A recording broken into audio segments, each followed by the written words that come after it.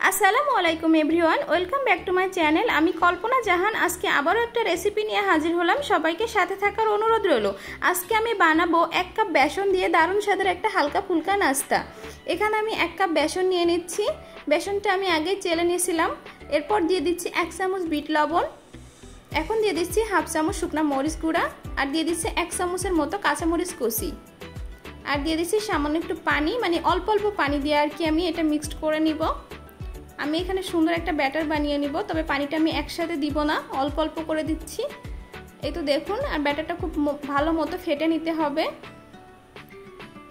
এটা যত সুন্দর ফেটানো হবে তত সুন্দর ফ্লাফি হবে।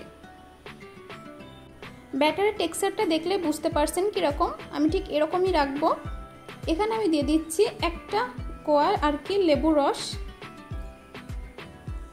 এটা দেওয়ার পরে আবারও একটু ভালো করে ফেটিয়ে নিতে হবে। এরপর দিয়ে দিচ্ছি সামান্য একটু সয়াবিন তেল।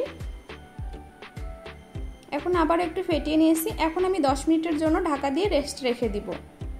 এখানে একটা প্যানে আমি কিছুটা পানি নিয়ে নিচ্ছি এবং এই পানির ভিতরে আমি একটা স্ট্যান্ড বসিয়ে দিচ্ছি। দেন ঢাকা দিয়ে আমি 5 মিনিটের মতো ফ্রি হিট করতে দিব। এরপর এখানে আমি একটা স্টিল প্লেট নিয়েছি, তাতে আমি একটু সরিষার তেল লাগিয়ে নিচ্ছি।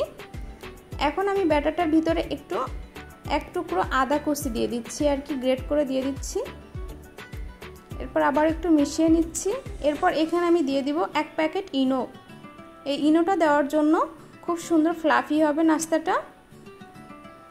এই ইনোটা দেওয়ার পর অল্প একটু মিশিয়ে নিয়েই এটা পাত্রে ঢেলে দিতে হবে। বেশি সময় রাখা যাবে না, তাহলে এই বাবলসগুলো নষ্ট হয়ে যাবে। এরপর একটু ট্যাপ ট্যাপ করে নিচ্ছি।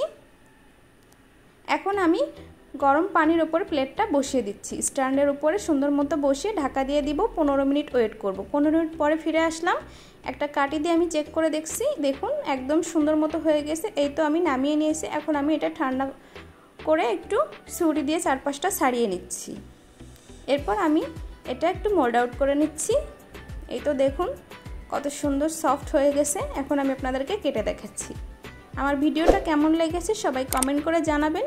আর যারা চ্যানেল থেকে দেখছেন তারা আমার চ্যানেলটাকে একটু সাবস্ক্রাইব, লাইক, কমেন্ট, শেয়ার করে দিবেন। আর যারা পেজ থেকে দেখছেন একটু ফলো করে দিবেন। আর সবাই ভালো থাকবেন। আসসালামু আলাইকুম সবাইকে।